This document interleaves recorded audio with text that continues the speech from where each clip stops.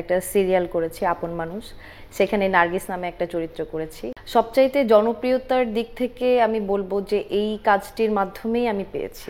এই পরিচালক প্রযোজকরা আমাদের উপর ভরসা করতে পারেন না। রিপন মিয়া, এটাই বাস্তব। মাই গড, অভিনয় জানে না এরকম নায়ক। দর্শক চ্যানেলতে এই মুহূর্তে আমার অতিথি হিসেবে আছে একজন অভিনেত্রী মার্শিয়া শাওন। আমি তো আপনাকে সব সময় দেখি। কোথায় দেখেন? কঠিন প্রশ্ন। চ্যানেলে টিভিতে দেখি। আচ্ছা, হ্যাঁ, আমি একটি কাজ করেছি, একটা সিরিয়াল করেছি আপন মানুষ, সেখানে নার্গিস নামে একটা চরিত্র করেছি, তো সেখানেই বোধহয় দেখেন বেশি। আমি যে কয়েকটা কাজ করেছি আমার ছোট্ট ক্যারিয়ারে, সবচাইতে জনপ্রিয়তার দিক থেকে আমি বলবো যে এই কাজটির মাধ্যমেই আমি পেয়েছি। যেমন আমি নিউ মার্কেটে গেছি সেদিন, আমি মানে মেকআপ নেই, একদম নর্মাল, তো হুট করে এক ভাইয়া এসে বললেন, এই আপু আপনি না নার্গিস বু, আপনাকে না আমি এক সপ্তাহ যাবত দেখছি, বলে উনি দৌড় মেরে ওনার ওয়াইফকে নিয়ে আসলেন, তো ছবি তুললেন। তো আমার মানে এইটাই আসলে আর্টিস্ট হিসেবে বা অভিনেত্রী হিসেবে ভালো লাগার জায়গা, যে একটা কাজ করেছি, মানুষজন ভালোভাবে নিচ্ছেন, তো এটাই। এই যে একে তো সালাউদ্দিন লাবলুর মতো নির্মাতা, তার উপরে অন্যান্য কলাকুশলী যারা আছেন, সব মিলিয়ে আপন মানুষের অভিজ্ঞতা একটু শুনতে চাই। আপন মানুষের সঙ্গে যুক্ত হওয়ার মানে প্রধান কারণটাই ছিল সালাউদ্দিন লাবলু। আমার খুব ইচ্ছে ছিল ভাইয়ার সঙ্গে একটা কাজ করব, তো যখন যুক্ত হলাম, চরিত্রটাও আমার খুব পছন্দের ছিল, এবং আমি বলবো যে আমি লাকি যে আমি যখন অডিশন দিয়েছিলাম, আমাকে দুইটা চরিত্রের মধ্যে বাছার সুযোগ পেয়েছিলাম আমি, যে হয় আমি নার্গিস করব অথবা জাহানারা, যে কোনো একটা আমি চুজ করতে পারি।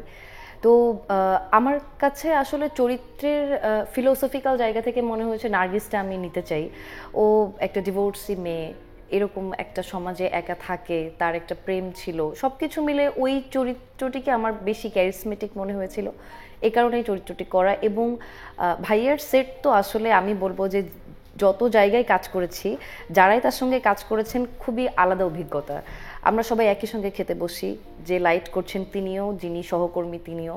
তো এই যে একটা মানে আপন মানুষের সেটে আপন পরিবার একটা পাওয়া, এটা আমি বলবো যে আমি সহ আমার কলিগদের জন্য একটা ভাগ্যর ব্যাপার বলবো।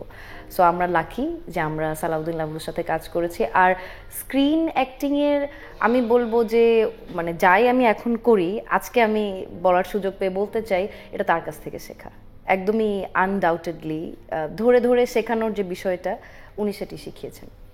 বান্ডেল থাকলে প্রতি সেনমানিতে টাকা বাঁচবে। বিকাশ সেনমানি বান্ডেল কিনে জিতুন প্রতি লেনদেনে। নিঃসন্দেহে অভিনয়ের সমৃদ্ধ হওয়ার জায়গাটা সালাউদ্দিন লাবলুর থেকেই পেয়েছেন, সেটা তো স্বীকার করলেন।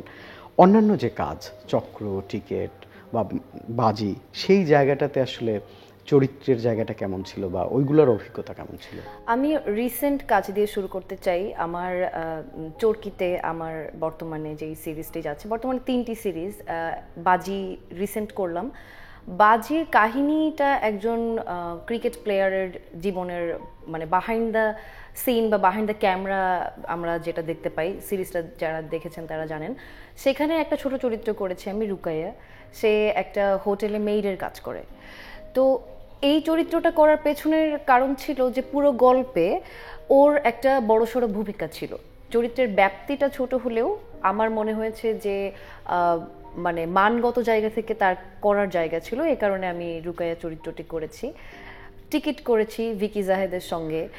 তো আমি বলতে চাই যে যেই ডিরেক্টরসদের সঙ্গে আমি কাজ করেছি, আমি বলবো যে আমি একদিক থেকে লাকি, আবার আমি নিজে যেভাবে বেছে বেছে কাজ করেছি, সেখানে অনম বিশ্বাস, ভিকি জাহেদ কিংবা মেজবর রহমান সুমন, এই নামগুলো আমি মনে করি যে আমাকে সমৃদ্ধ করেছে। সবার কাছ থেকে আমি কিছু না কিছু শিখেছি। তো হ্যাঁ, এখন যে একটা অভিজ্ঞতার ঝুড়ি, সেখান থেকে আসলে নাটক বা সিনেমা বা ওটিটির মূল চরিত্রগুলোতে কাজ করা একটা জায়গায় এসেছে। সেই জায়গায় যেতে আসলে মানে মার্শিয়ার মতো যারা অভিনেত্রী আছে, যারা অভিনয়ের দক্ষতাটা আছে বিশেষ করে, তাদের চ্যালেঞ্জ কি বা কোন জায়গার কারণে আসলে এটা হয়ে উঠছে না? আমি মনে করি মূল চ্যালেঞ্জটা হচ্ছে বিশ্বাস করাতে। একজন পরিচালককে, একজন আর্টিস্টকে আসলে বিশ্বাসও করতে হয়। আমরা হলিউডের উদাহরণ টানি কথায় কথায়, যে অমুকের ওই চরিত্রটা দেখেছিলাম, বা জোকারের ওয়াকিন ফিনিক্স, উনি এত ভালো চরিত্র কিভাবে হয়ে উঠলেন। আমরা যদি খেয়াল করি দেখব যে উনি কিন্তু মানে অনেক আগে থেকেই অভিনয় করেন, উনি মূল চরিত্র বাদেও পার্শ্ব চরিত্রও করেছেন, যেটার জন্য উনি অস্কারও পেয়েছেন। তো আমাদের এখানে আসলে অভিনয় যারা করছি আমরা, আমার মতো যারা স্ট্রাগলার বা যারা শুরু করেছি ছোট ছোট চরিত্র দিয়ে, আমার কাছে মনে হয় যে অধিকাংশ ক্ষেত্রেই পরিচালক প্রযোজকরা আমাদের উপর ভরসা করতে পারেন না যে আসলে অভিনয়ের পাশাপাশি গ্ল্যামটা ক্যারি করতে পারবো কিনা, কিংবা দুইটা মানে যখন গ্ল্যাম ভেঙে আবার চরিত্র হয়ে উঠতে পারবো, মানে ওই ট্রান্সফরমেশনগুলো আমরা পারবো কিনা। তো আমার মূল চ্যালেঞ্জ এটাই মনে হয়েছে। কিন্তু আপনি নিজে আসলে এই চ্যালেঞ্জটা নেওয়ার জন্য কতটা প্রস্তুত? আমি পুরোপুরি প্রস্তুত। আমার কাছে যেরকম এই চরিত্রগুলো করার পরে আমি আরও বেশ কিছু চরিত্রের অফার পেয়েছি এ ধরনেরই। তো আমার মনে হয়েছে যে আমার যে পরিশ্রম, ডেডিকেশন অভিনয়ের প্রতি, আমার জন্য মানে আমি আরও ভালো ডিজার্ভ করি। মানে আমার কাছে মনে হয় যে একটা বড় চরিত্র বা একটা ব্যাপ্তি যার বেশি, যেখানে সবচাইতে বড় কথা যেই চরিত্রটাকে ঘিরে গল্প, এরকম চরিত্রের চ্যালেঞ্জ নেওয়ার জন্য আমি রেডি। মার্শিয়া, মঞ্চে কাজ করার একটা অভিজ্ঞতা আছে ঢাকার মঞ্চে, এবং সেই অভিজ্ঞতার জায়গাটি শুনতে চাই, এবং মঞ্চ আসলে আপনার অভিনয়ের কতটা গুরুত্ব বহন করে একজন অভিনেত্রী হিসেবে। আমি Prachyanat school of acting and design থেকে আমার অ্যাক্টিং কোর্সটি করেছি, আমি 42 ব্যাচ। তো আমি যখন অভিনয় শুরু করি তখন কিন্তু শুরুটা ছিল ক্যামেরার সামনে, এবং প্রথম কাজই ছিল হচ্ছে ভিকি জাহেদ ভাইয়ের সঙ্গে। তো আমি একটা কাজ করার পর আমার মনে হলো যে আমি তো আসলে অভিনয়টা একেবারেই পারি না, তো আমার এটা মানে মিনিমাম হলেও কিছু শিখে আসা উচিত। সেই জায়গা থেকেই আমি প্রাচ্যনাটে স্কুলিংয়ে ভর্তি হই, কোর্সটি কমপ্লিট করি। এরপর সৈয়দ জামিল আহমেদের সঙ্গে কাজ করার সুযোগ পাই, তার একটা ওয়ার্কশপ 2 মাস ব্যাপী একটা ওয়ার্কশপে অ্যাটেন্ড করি। তো এরপর আমি মানে বিভিন্ন রেপার্টরি দলের সঙ্গে কাজ করছি যখন সুযোগ পাই। আসলে স্ক্রিন আমার প্রধান প্রায়োরিটির জায়গা হলেও মঞ্চটার সাথে আমার যে যোগাযোগ স্থাপন হয়েছে সেটা আসলে কখনোই আমি ছাড়বো না। কারণ মঞ্চটা আমি মনে করি প্রত্যেকটা অ্যাক্টরের চর্চার একটা জায়গা এবং ডেভেলপের জায়গা, পুরাটা মিলে আমি বলবো যে মঞ্চে একজন অভিনেতা বা অভিনেত্রী যতটা জীবন্ত থাকেন, স্ক্রিনেও অতটা জীবন্ত থাকতে পারেন না। আমাদের মিডিয়াতে আসলে যখন নারীরা কাজ করে তাদের অনেক প্রতিবন্ধকতার কথা শুনি, সেসব ধরনের অভিজ্ঞতা হয়েছে কিনা? ও মাই গড, হয়নি বললে মিথ্যা বলা হবে। যেরকম প্রতিবন্ধকতা যে কোনো নারী ইন্ডাস্ট্রিতে এসে প্রথমে ফেস করে, সেটা তো ফেস করেছি। বাড়তি পাওনা হিসেবে ছিল একজন পরিচালক, আমি নাম না বলি, উনি বলেছিলেন যে তুমি কখনো মানে তুমি অভিনয় করছো ভালো, মানে যা করছো তুমি এইটার ভেতরেই থাকো, তুমি এর থেকে বড় হওয়ার স্বপ্নটা দেখো না, মানে তোমাকে দ্বারা ওটা সম্ভব না। আমি বলবো যে নিজের উপরে বিশ্বাস রাখতে, এবং আপনি যদি বিশ্বাস করেন যে আমি ওই জায়গাটা ছুঁতে পারবো, আপনি পারবেন। কে কি বললো কিচ্ছু যায় আসে না, আপনার বিশ্বাস সবচাইতে মূল্যবান। ওকে, র্যাপিড ফায়ারলি 5টা প্রশ্ন করব। ওকে। ওকে, প্রিয় অভিনেত্রী বাংলাদেশের? জয় হাসান। প্রিয় অভিনেতা? আফরান নিশো। অভিনয় জানে না এরকম নায়ক কাকে মনে হয়? মাই গড, অভিনয় জানে না এরকম নায়ক, এটা আমি না বলি, আমি আমার সাথে পরে কেউ কাজ করতে চাইবে না।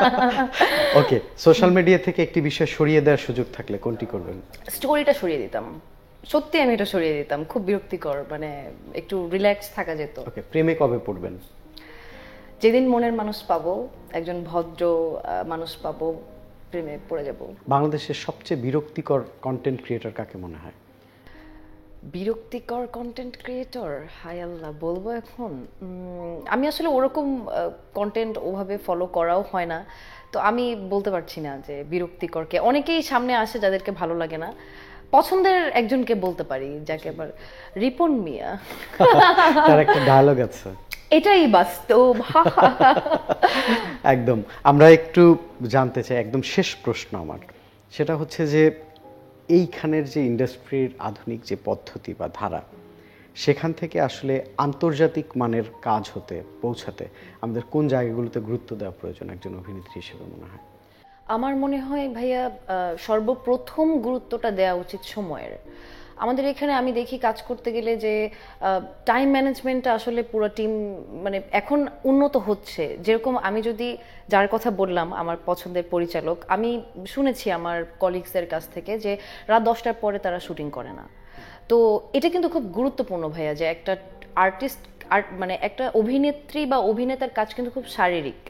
আমরা মানে লিটারেলি একেবারে পরিশ্রম করি, একজন বাইরে যে কুলি মজুর তার মতোই কিন্তু শারীরিকভাবে মেকআপ করে বসে আছি। তো টাইম ম্যানেজমেন্ট যখন যেই টিমের ভালো হয় আমি দেখেছি যে কাজটা ভালো হচ্ছে। তো সর্বপ্রথম আমি মনে করি আমাদেরকে সময়ের মূল্যটা আর একটু বেশি দিতে পারলে, আন্তর্জাতিক মানে যাওয়ার ক্ষেত্রে আপনি যেটা বলছেন, রিসেন্টলি কিন্তু যাচ্ছে, নুহা সুমায়ুন কিন্তু গিয়েছেন, বা উনি ওনার রিসেন্ট বা আমাদের রাজীব ভাইয়ের সিনেমা এক্স্যাক্টলি, বা আমি যদি একটু ব্যতিক্রম ধারায় যাই, কামার আহমেদ সাইমন ভাইয়ের অনেক কাজ গিয়েছে। তো আমি খুবই আশাবাদী। কিন্তু আপনি যেটা বলছেন যে ম্যাসিভ লেভেলে যে আমাদের নেটফ্লিক্সে আমি 5-6টা পরপর দেখতে পাবো, কিংবা অ্যামাজন প্রাইমে, তো ওই জায়গায় যেতে হলে আমার কাছে প্রথম মনে হয় যে সময়, এবং দ্বিতীয়ত ভালো গল্প। আমি রিসেন্টলি একটা সিনেমা দেখলাম উৎসব, আমি দেখে মানে আমি সবাইকে রেকমেন্ড করব, প্রমোশন হয়ে যাচ্ছে তারপরেও বলি, কারণ কি ভালো সিনেমা, তো আমরা কেন প্রমোশন করব না আমাদের সিনেমাকে? অবশ্যই, যে এত চমৎকার একটা সিনেমা, পরিবার নিয়ে দেখার মতো সিনেমা, বারবার দেখার সিনেমা। এবং যখন আমি বুঝলাম যে মানে কেন, এটা বিকজ অফ চিত্রনাট্য, মানে স্ক্রিপ্টটা এত দুর্দান্ত যে এটা ভালো হতে আসলে বাধ্য ছিল। তো চিত্রনাট্য যদি আমরা কাজ করি, আমি মনে করি যে আমাদের ভালো করার অনেক সুযোগ আছে।